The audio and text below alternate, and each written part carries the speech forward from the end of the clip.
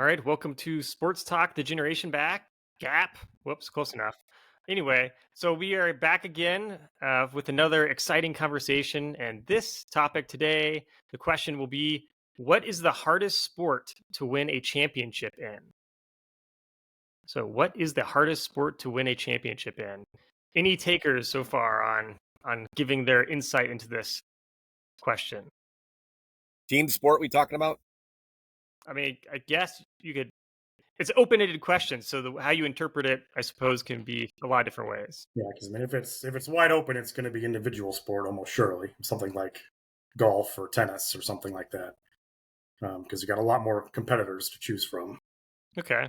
Well, if we were to do team sports, because obviously there's a million different individual sports you could do. What about team sports? What would you say? But I mean, I think one candidate would be NCAA basketball. You have an enormous number of teams. There are years when dark horses emerge. You know, teams that were not predicted to do well at the beginning of the year can win it. So it's a pretty long season, several months long. So I'd throw NCAA basketball out as I guess, kind of a starter. Yeah, college sports in general are probably going to be towards the top, just because more teams, especially with basketball, 5-man squad. There's more parity. If you got a couple real good players, you can be competitive. So, college basketball and college sports in general. Maybe play a little bit of the devil's advocate on that one, though. I could see where in some sports, college football, college basketball, the talent seems to be centered around a small number of programs. And if you and I don't know, I have to get out the sort of the list of champions to say the past 25, 30 years, you might see a lot of repeats in terms of who won, because certain teams they've got the financial resources, they've got the tradition, so they're always going to be in the hunt. So it's like maybe instead of I totally get the field of 64 or 68 for basketball, but there may only really be 12 to 20 teams that are capable of winning it. Yeah, I mean, yeah, that makes sense. Would you say that? Obviously, we've talked a lot about college sports, but I mean, is there a particular college sport that you think is harder? I mean, college basketball and college hockey both have a fair amount of upsets. Well, college basketball, there are upsets, and that's what makes it fun. I mean, a team gets hot, they make some good things happen. You might make an argument that with college football, because of the nature of how these teams are built, and some teams just have a lot more skill and depth than others, that it'd be harder for Cinderella, even though the tournament itself is not that big. But for a Cinderella team to make it to the tournament and to actually go all the way and win it would be pretty hard. That's why I kind of just wondered, so much of the talent isn't concentrated in so few teams that it's very difficult for the non-established programs to compete with the programs that are really established. I guess it kind of depends on where you're sitting from, right? You could argue, like Valparaiso trying to win college basketball tournament, they can make a run every once in a while. Yeah. But winning it's gonna be awful damn hard, right? Yeah. Kind of to your point, at some level, it's purely a function of numbers. I mean, what are there 300 college basketball programs? I mean, it's a ridiculous number. Therefore, the probability of any one team winning is 1 in 300 versus take a professional team, it's going to be 1 in roughly 30. It's almost like, I think an interesting spin on the question would be what sport is maybe hardest to repeat in? And what sport is hardest to stay on top?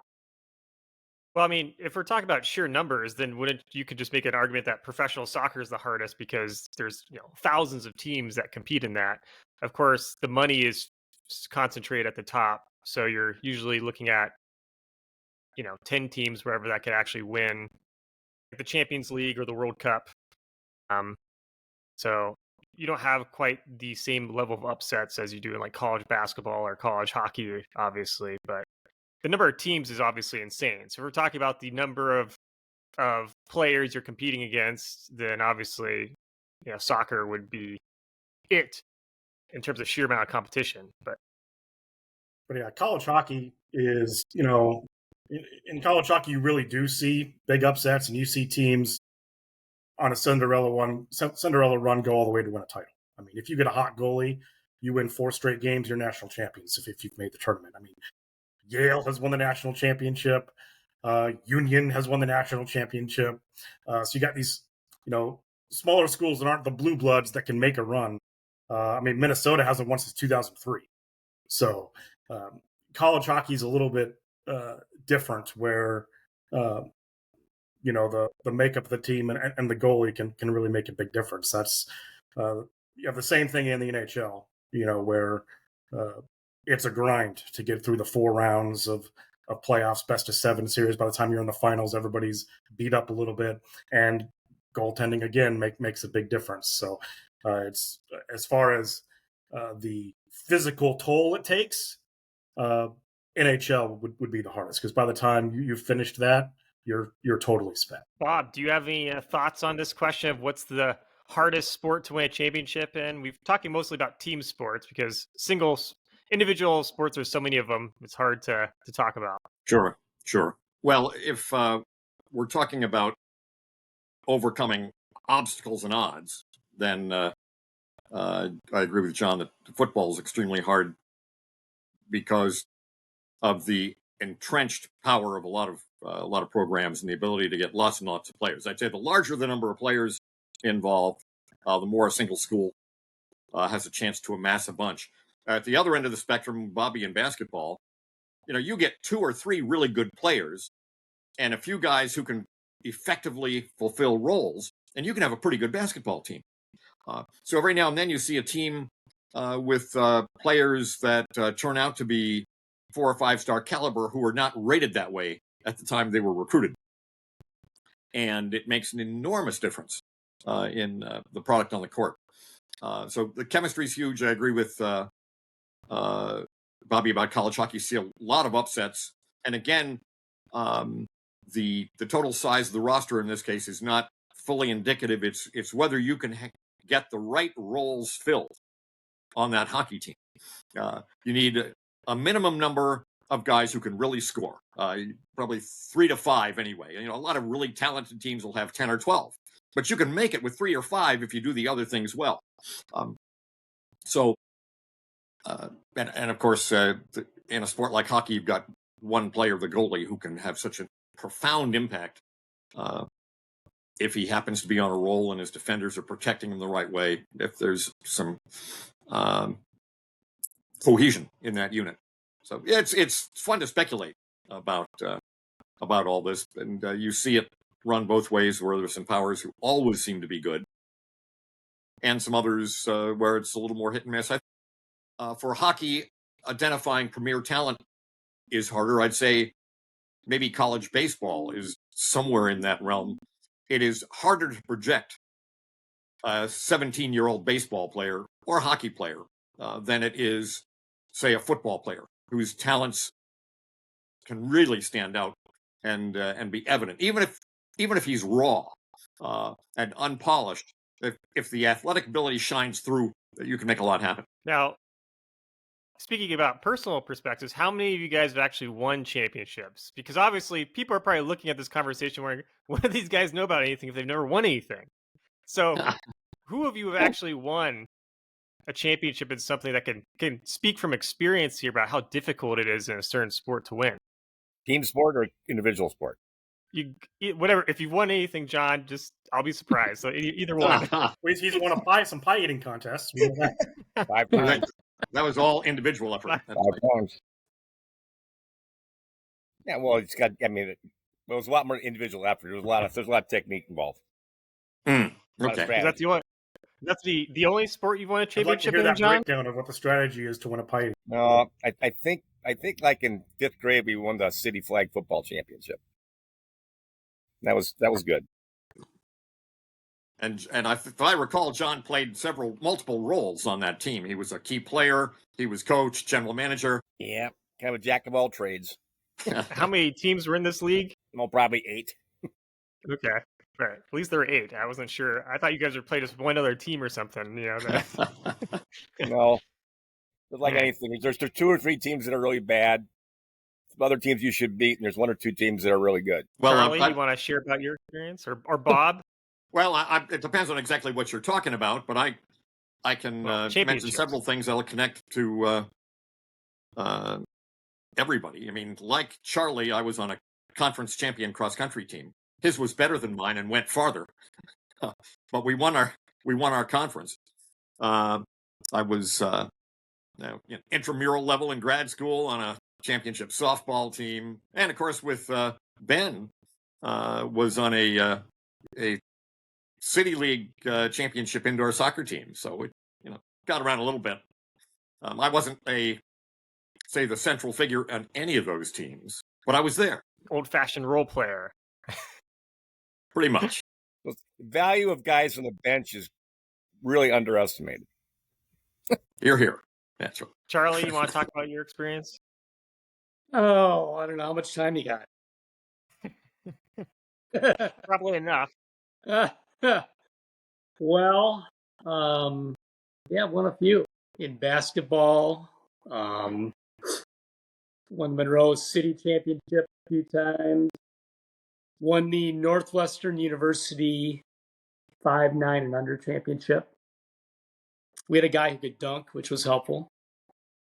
Golf, I won the Monroe Country Club Junior Club Championship. Won the National Association of Left-Handed Golfers Junior Championship. Won the Monroe City Championship. The Monroe Club Championship. Last year I won the Lido Golf Club Alternate Shot Championship. And I won the, NCAA 10K, and we won the conference championship in cross country, won the conference championship in golf. So yeah, I don't know. That's some of them. So how many championships is that, Charlie? Double digits. Double digits. All right. Yeah. All right, Bobby, you want to talk about your championship heroics? There's a lot to choose from. So, City League soccer title when I was a kid, and 5 indoor soccer titles, a 3-on-3 soccer tournament title, Midwest Hockey Championship title, High School League Hockey Championship. Let's see. In college, I won an intramural flag football title, and there's countless Bauman family Olympic gold medals. And we're going to count those now. That's right. You got to add to that number. That's for sure. Yeah. A lot of stuff. For the people in the audience who didn't think we have any credibility, I'm sure their minds were just changed. I mean, it's pretty much. A lot of rings. Yeah, it's a lot of championship. That's a lot of winning. So I think people were probably, had no idea the heroic careers in the Bauman family. That I also won a baseball title in 5th grade. Then I retired a champion. I decided it was never going to get any better than that in my baseball career. So mom didn't sign you up the next season. Retired on top. I had to focus on hockey. I would have continued my baseball career, but my dad forgot to sign me up because he sucks. So, my career, who knows? I could have been a Major League Baseball player right now, but that's what happens. We don't have the right parenting to guide you. So, but I did win 10 soccer championships though. So I won 7 indoor soccer championships and then 3 outdoor. And then I won, some Bauman Family Olympics things, which, by the way, is just ridiculous. I won anything in the Bauman Family Olympics, considering I was like under 10 the entire time we did it. And you guys are cheating and doing all sorts of crap. It was such a rigged Olympic event after event. I'll have to look through the record book, but I think Paca beat you in ping pong once 21-0, if I remember correctly. I thought I might have got 1 point in that game, but I can't remember. No mercy. Yeah, that's right. I mean, I think I may have upset someone in pool once, which was kind of miraculous since I could barely see over the table. Knocking the 8-ball or scratching the 8-ball to lose. Could be. I think you beat your grandma. I remember that. Yeah, I don't remember playing her in anything, to be honest, but I think it was someone someone who had more of a prestige in the pool game. So, but I did win air hockey at 1 year. I did have that going for me. And of course, in the last time, won the baseball when we had that competition. So I know Nick won the basketball free throw shoot, but that was rigged because it was his net. He's probably sitting there for 6 straight days shooting free throws on that thing. So, but yeah. So, do we have an agreement then on what's the hardest sport to win a championship in, or is it mostly just depends? I think it's like anything. Hockey is the answer. Bob, did you have an idea? It's again, it depends on perspective. You go back to football in a sport that enables you to mass resources and where the talent finding market is, shall we say, fairly efficient, so that the top players find their way to the top programs, then entrenched football programs have an easy time staying near the top. You've got to be really bad to fall out of the top 10 if you're at a handful of these schools. In terms of an anybody can win environment, hockey or college baseball or college basketball have more openings, although it's unlikely you're going to see a true surprise champion in college basketball.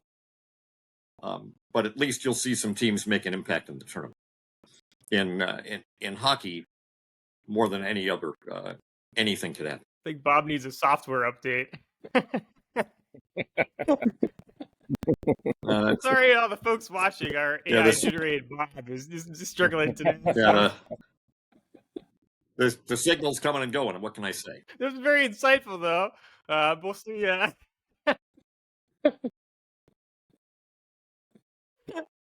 Add that to the highlight reel for our clips. So, what are people drinking tonight? Charlie, you wanna lead this segment? Yeah, I'm just going with a little Hefeweizen from the good folks at Kronbacher. It's kind of a good summer go-to for me. What's that called? What's the brewery? Yeah, what is that? Kronbacher. Is that some Wisconsin beer or what? No, it's a German beer. Krombacher. They got a good Weiss beer. Weiss beers are pretty refreshing in the summertime. Yeah, sounds promising. John, are you drinking anything or just smoking a cigar? Well, first, if you can read that. Can't read it. Says the Swiss colony on it. There you go. Now, but what's in there is some Couture Chardonnay. Very nice, light on a beautiful summer evening in Wisconsin to enjoy a nice, delicate glass of this wonderful wine. Nice. All right. So you a white wine fan or a red wine fan? I like both. Which one's better? Depends on no, which model it you doesn't got. depend, Charlie. You gotta choose, or not, Charlie. You gotta choose. Which one's better, red or white? If I'm choosing tonight, a really nice glass of champagne or Chardonnay would be wonderful. It's a nice hot night. It was the dead of winter. You got to go with red wine. Okay. For right now, for what I'm doing, this is perfect. Very happy. Got it. Bobby, are you drinking anything tonight? It's classic Coors Banquet beer. Can't go wrong with the grenade. Nice. See, Bob is teleported to another dimension, and he's back. We had to get something to drink. Are you drinking anything tonight, Bob? Yeah, I got a Coca-Cola here. It's gonna keep you up at night. Might. We'll see. Alrighty then. We'll put Bob back on mute. Well, I'm drinking because I'm an athlete and a champion. I'm drinking a Cool Blue Gatorade. After my prestigious hockey career, after practice every day, I would go to a local gas station called Trex, I think it was, in Missouri. And I'd get a Cool Blue Gatorade. Maybe that was actually after the rain. Can't remember. But then I also get beef jerky stick. And yeah, that's probably why I was such a good hockey player. Probably could have gone pro, but priorities. Like the post-workout of champions. That's what it was. It's I had a pretty prestigious career. I think I had 14 goals or something like that. And all my goals though were in very ridiculous fashion. So highlight reel goals only. So what type of cigar is that, John? Is an Gagnorosa with a Connecticut leaf. Is that good? How does that rank on the cigar totem pole? Well, honest to God, I don't know. My good friend who's visiting brought these from a famous cigar shop in Milwaukee called Yuli's. And every year, Todd brings different cigars to try and sample. And this is tonight's option, which actually is very good. I prefer this one more than yesterday's. This is the good choice. This is a good cigar. Excellent. Is Todd still there? Yeah. I mean, I think he'd be a good addition to our show tonight. Well, he might sub in for me for a while because I think he'd bring a totally different perspective. Oh, yeah. Yeah. Do you have a 7-second delay? I think if we all smoked, I think that would be a good addition to future episodes as well. Wow. Yep. I'll pull up one Yeah, of my cigars. Yeah. Smoking cigars. Okay. No, Wasn't sure what Charlie meant by smoking. no, whatever you want to smoke. I don't care. Something. That could go a lot of different routes there. I'm in Charlie. Wisconsin, so I'm having a cigar. You're making that clear. I'm glad. Okay. In Wisconsin, I'm in California, anything goes. Like go across Sure. the state line, Illinois, anything goes. But I'm in Have you Wisconsin. smoked other things, John? I don't see why that should be part of tonight's discussion. Tonight we're talking about cigars and sports. Just If you asking. want to have a different kind of podcast, you want to those types of issues, then we'll discuss our personal habits. Now, isn't there a tradition in some sport? Like, what sports would you say has a tradition of like after you win a championship, you smoke a cigar? Well, Red Auerbach, Boston Celtics. Okay. All right. He'd be in the stands or the second row behind the bench. He'd light him up. As soon as the game was in hand, man, Red had his cigar out. That was the good old days of professional sports, by the way. That was kind of cool. That was pretty widespread in the 50s and 60s. Wrap it all up with a cigar. Mm-hmm. I think the Orioles were smoking cigars after they clinched the division last year. And we Maybe. got swept in the first round of the playoffs, so Yeah. exactly worked out. Yeah, do teams do that anymore? I mean, that's interesting. The Orioles. Yeah, Or smoking I cigars. think teams that win titles, I think that's pretty standard now in the It's a little bit post locker room. different back like in the 60s, though. You'd have guys smoking cigars before the game was over. Yes. And maybe celebrating before the game, before the clock was finished, before the end of the ninth inning. They were smoking them earlier. They were celebrating. That probably wouldn't look so good on live TV anymore. I don't know. Well, it is time to welcome our special guest. So I hope you guys are ready. Coming in now. Uh-huh. All right. What's up, Hello.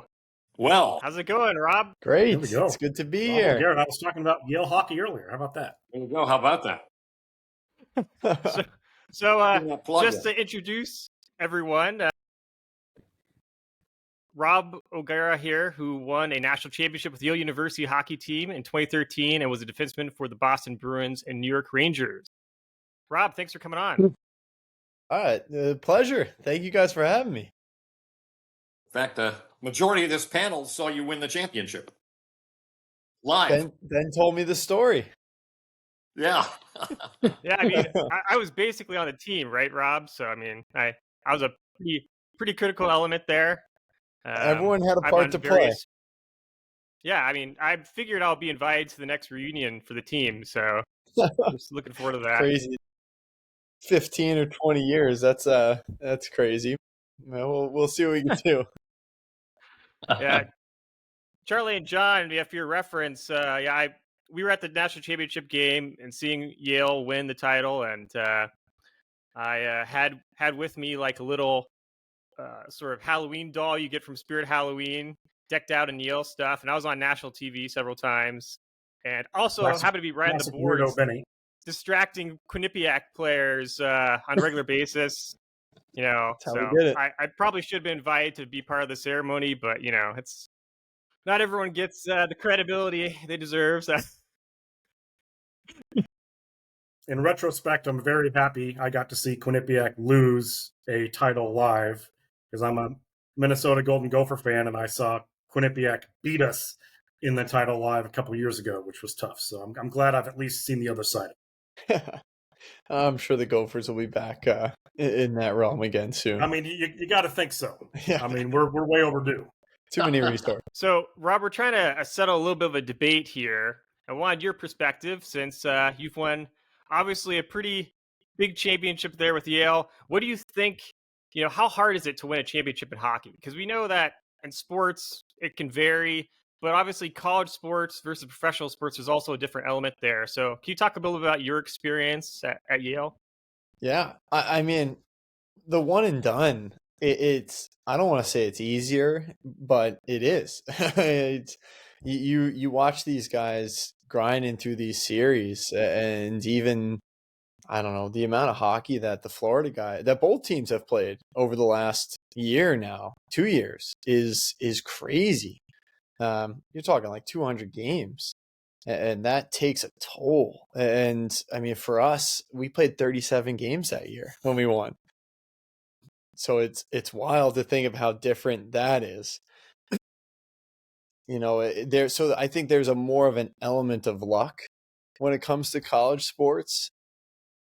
I mean, I guess part of the debate now could be how NIL is changing that, and the money and all that is kind of, I don't know if I'm not going to say we can't compete anymore, but it's a lot harder for us to compete when there's I mean, essentially another scholarship stacked up against we're not given anything, and it's because lightning can strike. Jeff Malcolm got hot. Our team started playing really well at the right time. Maybe a team or two takes us lightly. Maybe the Gophers weren't thinking that we'd be able to come in and handle those guys, but Yeah, I was pretty confident about that game. Yeah. Hey, I don't blame you. But it's so different. But I think luck is the biggest thing, because these long series, you get lucky a couple times, okay. But if you're not the better team, it's hard to beat a team 4 out of 7 times.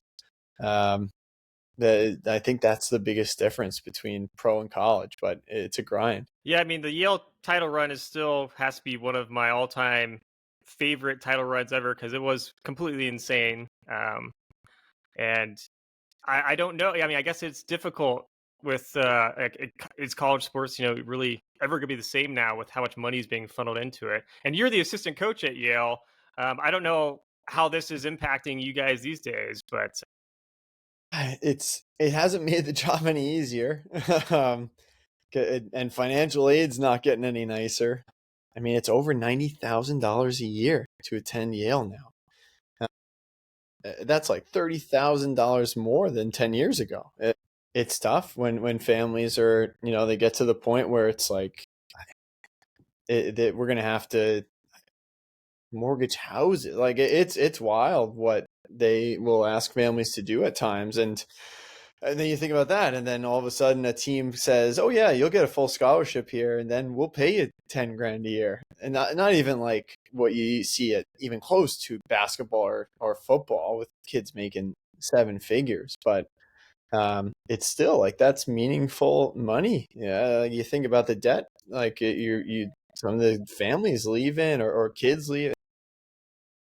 It's the education, of course, is great, but you start weighing that against, I'm going to leave school plus $50,000 and I'm going to have a degree, and it's tough. Yeah, and we got the whole new wrinkle now with the Canadian Junior League players being eligible for college hockey, and that's got to be totally transforming the way a lot of schools, attack their recruiting cycles.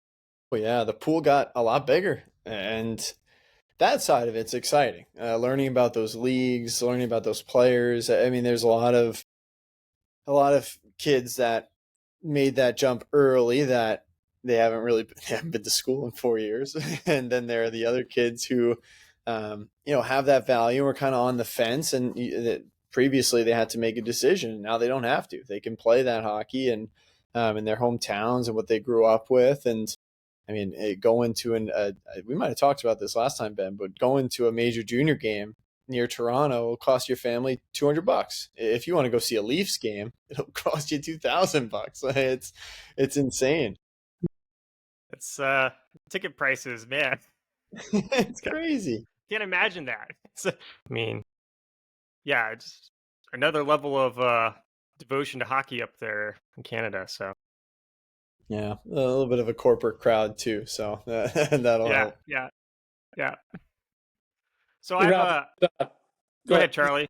Yeah, this is Ben's Uncle Charlie. Question for you.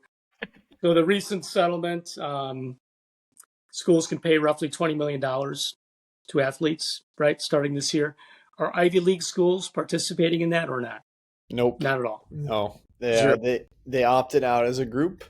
And the this might not shock you, but the levels of bureaucracy in the Ivy League are many, and the things that they're worried about are, I would say, on that list, sports are not extremely high on there. And there's certainly a complacency to compete within the Ivy League and not worry really about the sports that can compete nationally, which is disappointing. But it's and where they haven't really budged at all is the NIL side of it. Because I mean, if you don't opt into the settlement, it's it's supposed to be I guess market value if you're posting for a company and you're receiving money, right? And that's going to be a fight that someone fights when this I don't know, whoever the NCAA hires to say, wait a minute, that's too much. That's going to be a disaster. But that's got to be the part where they start to relent a little bit and not like encourage a collective of people to start funneling a bunch of money at the kids, but at least so that, I mean, I mentioned it, like if we could give a family, $10,000 toward tuition a year, that's kind of on the fence in the middle, that would be huge and meaningful. And it's certainly not pay for play by any means. Like we're just trying to help these families out. And but yeah, no, they're very old school, very old fashioned, and I don't foresee that changing at all. But hopefully on the side of at least being a little more flexible with having kids earn some money, that would help us out at least a little bit, because there are a lot of alums that are more than willing to help out. And I hope we can take advantage of it, because if we can, it's going to be increasingly difficult to compete. Rob, this is Benny's other Uncle John. Typical for Ivy League school or Yale, what percentage of kids are getting some sort of financial aid, though? And how significant is it? Is this covering half that 90,000, 2/3 of it? Yeah, so it varies by every kid, as you can imagine. But they parade around the number that 75% of the student body is on some sort of aid. And I mean, I'll give you an example. We had a family apply, and actually, I'll give you my own example. Like when I applied, it's part funny, part sad. But when I went through my process, I was going to a prep school near Boston, and the coach there, when I went there, pulled a ton of strings and made it extremely affordable for my family. We were paying like $5,000 for something that was 60 plus for kids. But when I was recruited, the coach at Yale told me that I wouldn't pay any more than I paid at the prep school, assuming that we were paying full at the prep school and my family was pretty well off. Then we got the financial aid back, and Yale expected, I don't remember the number, but it was 35,000. So it was about half of what it was back then. And that's what they determined that my family could pay. And my dad's head almost fell off. Like, this is 7 times what we were paying in Milton. What are you talking about? And I mean, at the end, right, obviously I made it work, and I had some loans when I left school. But the other crazy piece of it is that if a team catches a whiff of that, you get phone calls, you're getting full ride off, or like that's, if we're doing our job and we're bringing kids in that are good players, their advisors and their family, like immediately it's where can we get something else from? So where's the better option? So that's the tough part, because there are families that, you don't want to fill your locker room up with families or kids of families that are extremely wealthy. It just doesn't make for a diverse group. And the tough part about financial aid is it's like we have to recruit those kids, or we have to recruit the families that have no money at all. And hockey is so hard to get into. It's so expensive. So there are very few families that are like that. So it's tough. But yeah, it varies. Everyone's different. We had a family get awarded, I think, $5,000 off, and they're in that group. And obviously that goes from 92 down to 87. So I don't know what, how much you could really consider that helping out. But yeah, it's tough. Now, there's a little bit of kind of an interesting Yale connection here because my dad, Bob, knew Tim Taylor pretty well, a previous Yale coach. Yeah. Uh, you want to talk a little bit about that, and how surprised were you to be able to witness Yale win a national championship years later after working with the athletic department there at Yale? Well, okay, to start with your second question first, that was one of the biggest surprises of my life in sports.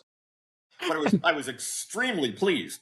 However, it was also one of the most thrilling surprises. We had a really, really good time at the Frozen Four. We saw the semifinal, which you guys won in overtime against UMass Lowell. UMass, yep, and Mass Lowell, and that was cool. I already thought, hey, this has been a success. And by the way, there's more backstory to what than to what Ben said, because we had to go to an extraordinary effort just to get there. It was Bobby who talked me into buying tickets and said we should go. It was like, come on, Dad. How often is one of your schools going to be in a Final Four? Come on, we got to go. So That's fair. Bobby kind of pushed me over the edge, and then wouldn't you know it, we were flying out first thing in the morning of the first day of games, and we figured we'd be there, in Pittsburgh about 5 hours before the first game. Well, out of the blue, they canceled our flight out from underneath us. And so we had to improvise a plan. And we were sipping coffee. What the heck do we do now? And our plan finally was, we'll fly to Cleveland and rent a car. And we got there. We got there about half an hour before your game with Mass Lowell started. And then we're there for the end. But we really had to go the extra mile to get there. And yeah, no kidding. But it was well worth it. It was absolutely a lot of fun. Backing up, I worked in the part-time as a Yale grad student in the sports information office at Yale. Yeah. And since I knew something about hockey became one of my beats. In fact, by the time I was done, I spent a couple of years as an almost full-time assistant sports information director, which is still isn't all that high up the totem pole, but it was interesting to be in there close, and so I got to know Tim Taylor reasonably well, and Tim was extremely nice. It didn't matter, who you were. He could have ignored me completely, but he always gave me the time of day, and including after I left. So we had a nice rapport. I got to see some of Yale's earlier great players. Bob Brook was there. Yeah. When I was there, and I got to know him just a little bit. He was terrific, and you could see a glimmer at that time of what maybe Yale could do if it could just get a few more bodies in. Before you came on, I was talking about the Yale team that you played on in our discussion of how can a team win? How can you build a team that succeeds? You don't have to have a roster chock full of stars top to bottom. You need the right guys in the right places and some guys who can fill some roles and good chemistry. And of course, as you put it, luck, timing. I mean, as I recall, Yale was the last team to make it into the pool for the tournament. In fact, they had to count on the outcome of the Michigan-Notre Dame game on the last day of the regular tournament play, conference tournament play, to get your berth. And then things just started to happen. I've always commiserated with Bobby about Minnesota's loss. I said, Bobby, if Yale hadn't won, Minnesota would have won that tournament. And it may have been a little bit of an ambush, but not entirely, because we weren't exactly ready for overtime. Apparently, we just were yeah. sleepwalking, and it was over fast. What happened? I mean, Minnesota rallied from behind. And from what I read after the game, the Gophers were extremely confident in their locker room that they had wrestled command of the game away from Yale. And were very confident they were going to win. Problem is they weren't they weren't ready at the faceoff, and they lost 13 seconds in overtime. Oof. And I think that changed everything for Yale. I think Yale was playing with house money from that point on. You beat North Dakota cleanly, and you had to edge out Mass Lowell, and then you blew Quinnipiac away. So it was just amazing from that point on. And of course, maybe you couldn't hear much of the commentary, but Barry Melrose was talking about the Yale team and Yale's top forward line, for example, saying, "Hey, there's no better line in the country than this." I mean, he was arguing at the end. This, Yale's not a fluke. They have essentially what I was saying, that the right pieces are there. They may not have all the redundancy that some other teams have, but the pieces were in place. So it was really an amazing thing. Yeah, and there's something to be said about the house money, playing with nothing to lose. You don't expect us to be here. All right, well, we're just gonna play, yeah, it is crazy because you're right. The luck started before the tournament started, and then the rest was history.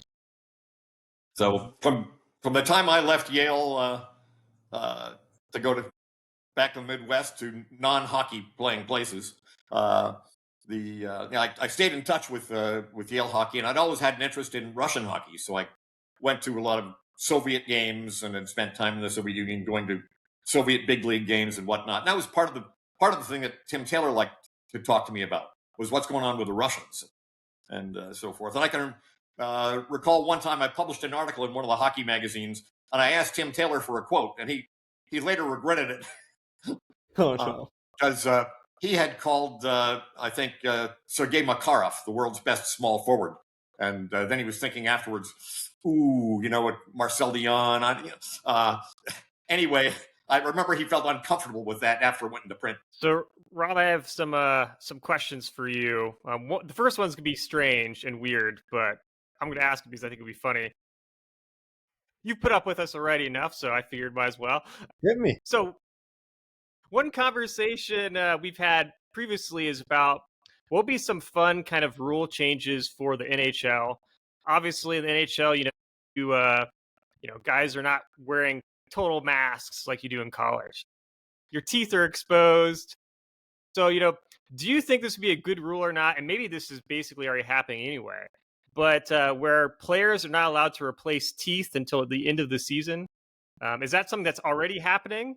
Or, what's your experience with this and thoughts? Well, the answer is yes. Guys will wait. There's no, because that's. I mean, it's a big deal to get that or get a tooth or replaced or fixed. It's not easy. And God forbid you knock one out and you knock it out again. It's one of our defensemen. All 4 years, it was like clockwork. He gets to campus, he wouldn't have his tooth, one of the front teeth, and then as soon as our season ended, I don't know what the mechanism was, but he would, the next time I'd see him, he'd have all his teeth. And he's just like, yeah, it's not worth it. If it's not worth potentially breaking this during the season. And that was he had a fake tooth, and he had, I don't know if it was a retainer that would hold it into place for aesthetics. But yeah, any guy that, I was very fortunate to not lose any, but almost an unwritten rule, just because I don't want to replace this and then have to do it again. Did you ever think, you graduated from one of the most prestigious schools in the world. Did you ever think, maybe I should wear a full mask and just go against the grain and protect my mouth? Or is this the culture too strong over the, the thinking about your health in terms of your mouth? If you ask my mom, she would have said I wear 3 masks, but I was just there was either too much of I'm happy to be here, I'm not going to rock the boat. If they want me to wear no helmet, I'll probably wear no helmet if that's what they want. And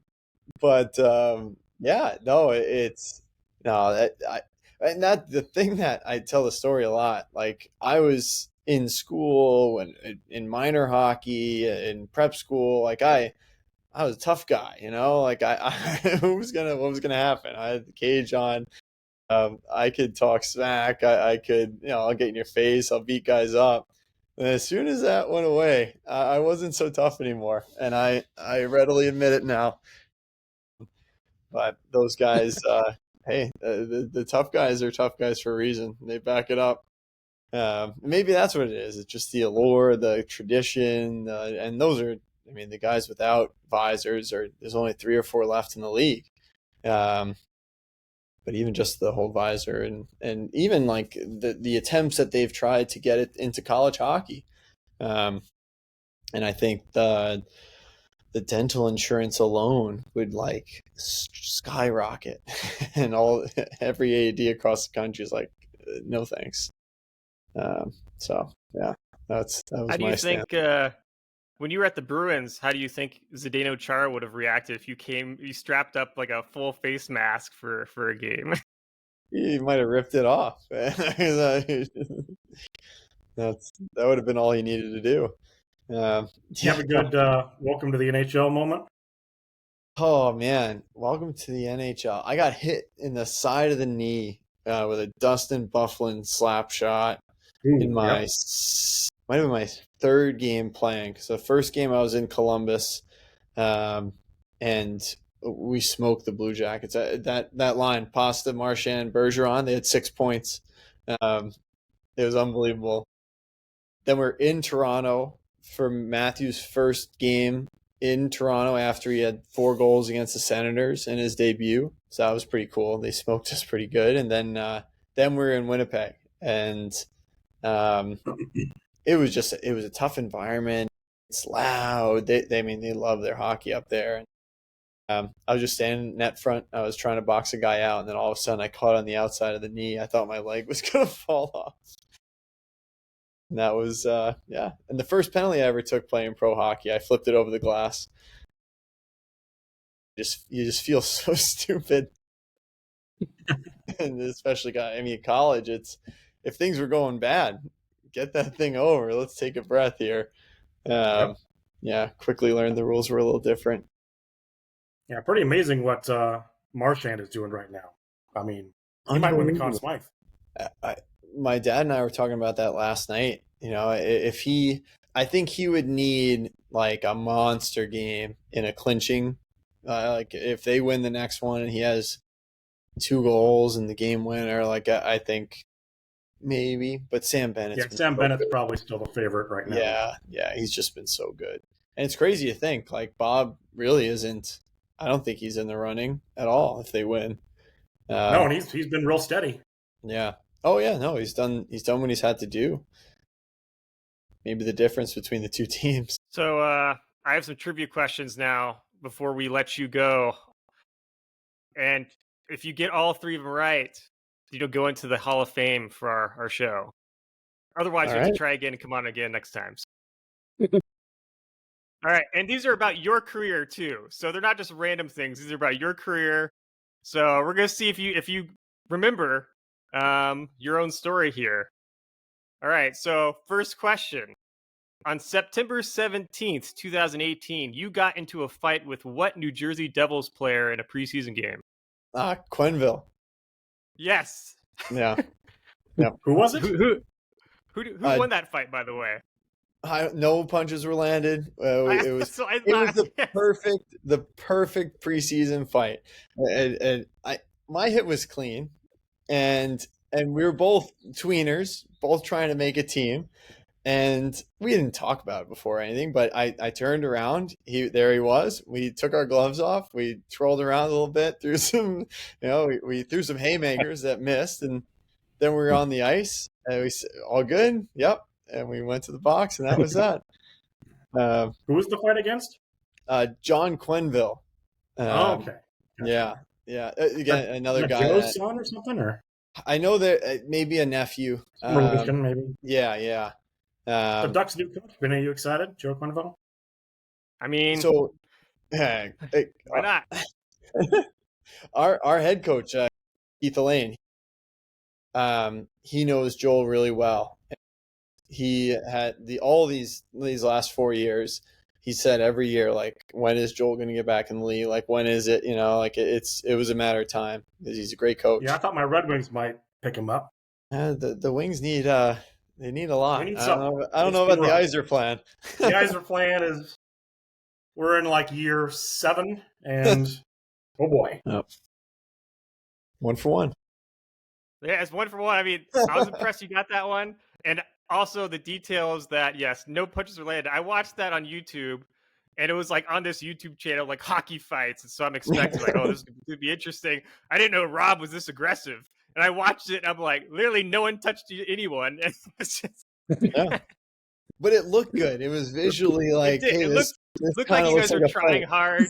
I mean, there's some big swings there, and it's just no contact. So Yeah, no, that's what I mean. It was a perfect fight. all right, second question: how many career points did you have at Yale? 51. Yes, that is correct.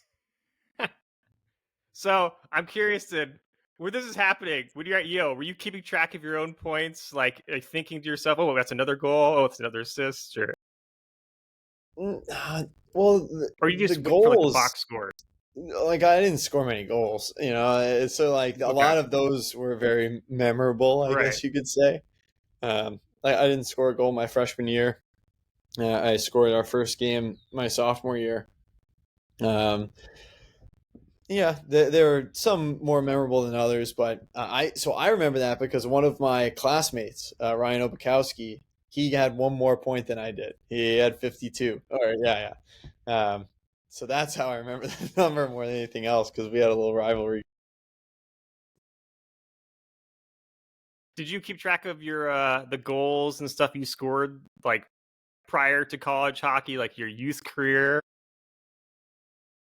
No, because it wasn't. I mean, really, our stats were so poorly kept when I was growing up that it was your guess was as good as mine. Not that I was scoring a lot, but it was like, and then you play 60, 70 games. It's insane.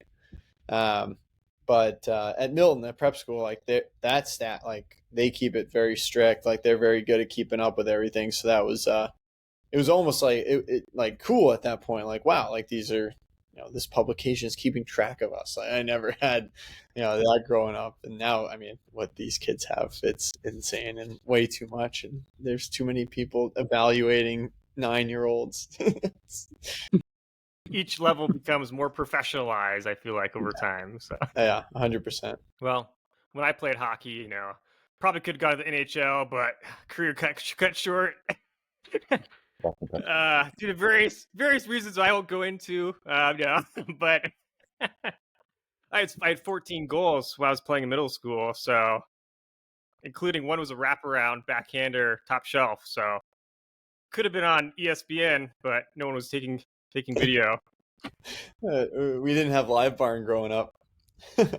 Yeah, So I mean, but maybe one day we'll play pickup or something, and we can have like that dream line that could have been.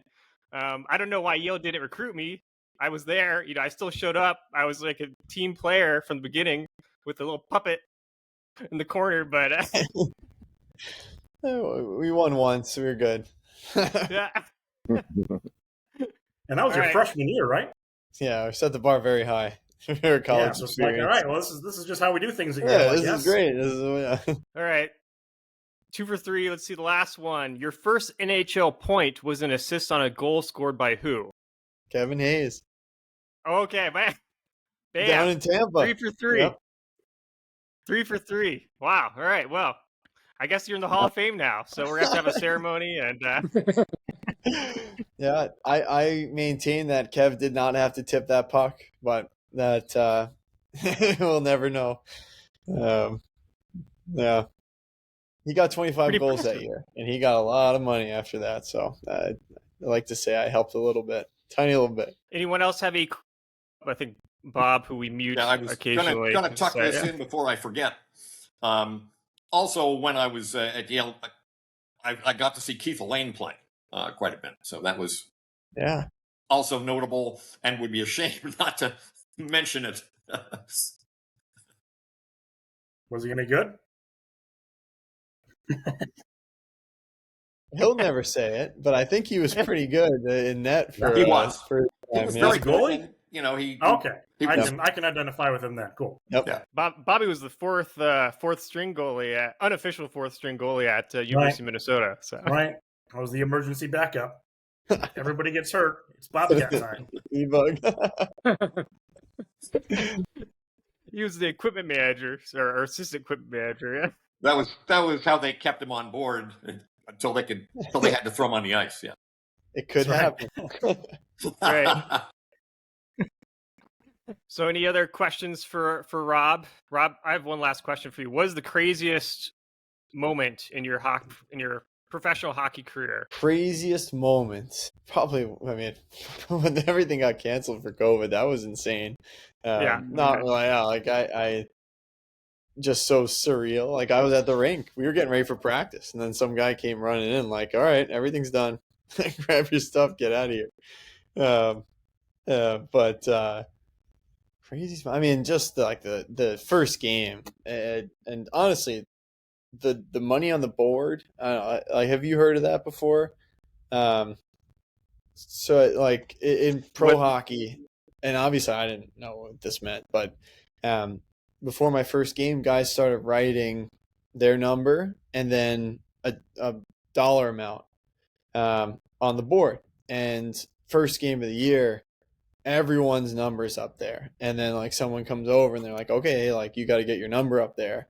And I was basically like, what does this mean? And essentially, instead of fines, like we just do a fine day where it's like $3 or $4, and if you did something bad during the week and someone calls you out on it. And for this, if the team wins the game, you have to pay that amount of money into the team fund. Now, of course, the lowest dollar amount on the board was $500, and it went all the way up to literally 10 grand. Jeez. And so I put $500 next to my name, and the next week, Torrey Krug was asking me for $500. That was like, now we're winning the game, and it should be like, this is great. What a fantastic first experience. But in the back of my mind, I was like, I'm gonna have to pay $500, which really shouldn't be on the forefront of your mind in that setting. But it was that was pretty wild. But Jeez. yeah, all the crazy. Most of the off ice stuff was the crazy stuff. The on ice, it only gets so crazy, but yeah. What prep school did you go to in the Boston area? I went to Milton Academy. I went to BU, so Yeah. I used to know some of the prep schools in the area. Sure. Yeah, we were just south of Boston. I loved it there. But I couldn't even tell you how far away it was from BU. That's how insulated we were on that campus. Did BU recruit you at all, or no? No. Harvard, Princeton, Yale were the last three schools that I was assigned between, and then when that financial aid stuff went down, BC tried to slide in, and that was tough. I grew up through the Brian Boyle era, and they were so good. We didn't have any college hockey on Long Island where I grew up, and so it was like the best teams were the ones that were on the front of your mind. And I watched a lot of their hockey growing up, and that was tempting. But yeah, I know you kind of go back and say, hey, there's a reason I chose this, and I'm going to stick to it. No, I wish kids worked out pretty well. Were a little more like that, but it's the fight that we fight. Well, Rob, appreciate you coming on and sharing your experiences, and obviously definitely someone who made a pretty big historical moment for a lot of people, seeing Yale win a national championship. That's still will live on, I'm sure, for years to come, of like how crazy a run to see an Ivy League team win a national championship in hockey. Something you do not see very often. I don't know when you're going to see it again. So we're working on it, but I'm very lucky to have been part of that. Well, good luck. Appreciate you coming on tonight. Thank you. No, thank you Yeah, guys for having me. we'll be watching on ESPN Plus this year. It'll be fun. That's right. Hey, we're going to make you guys proud. We're going to take a big step. There we go. Looking forward to it. All right. Thanks for having me, guys. Thank you, Rob. Good night now. Have a good one. All right. Well, before we wrap up today's show, anyone got any sporting events they want to shout out to that people should be keeping an eye on? Stanley Cup Finals. Got Panthers are up 3-2 now. Got Game 6 tomorrow night. So the Canadian curse may continue. NBA Game 5 tonight. Yep, that's right. Tip it off pretty soon. 20 minutes.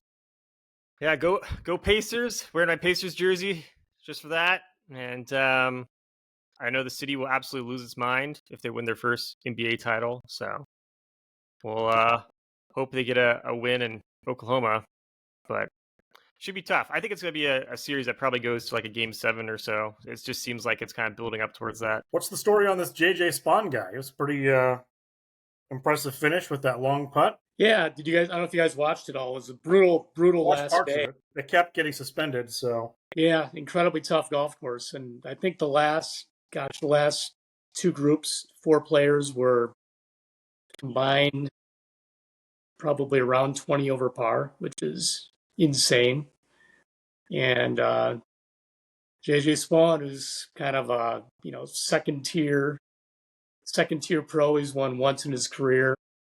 He was close to falling off the tour entirely at one point last year, and kind of hung in there, played a tough tournament, and got hot down the stretch. Pretty cool. And he's kind of a refreshing guy.